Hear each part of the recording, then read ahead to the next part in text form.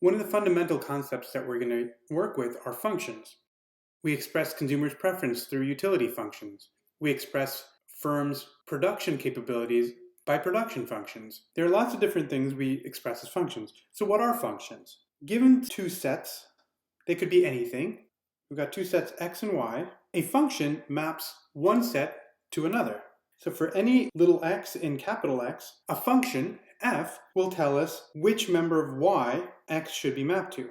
So for instance, let's suppose y were real numbers, which we often denote by r, and x were foods that you could eat. Then if f were your utility function, it would tell you your level of utility, which is a real number, for each possible food that you might eat. We'll represent the member of y that x is mapped to by f of x.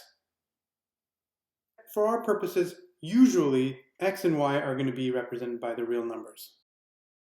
Let me give you some examples of these types of functions. The simplest one is what we call the identity function. You take any x in the set x and you map it back to x. So f of x is just x. Another special function is the constant function. It doesn't matter what little x is, f of x is always going to be the same c. C could be, for instance, 2.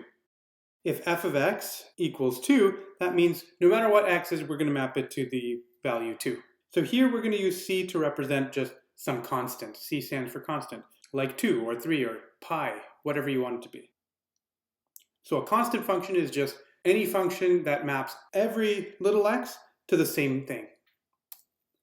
Square root is another function. So for any x that's greater than 0, because we can't define the square root of a negative number as a real number, so take any x that's greater than or equal to 0, we could say f of x is square root of x. That's another function. A special type of function is what we call a linear function.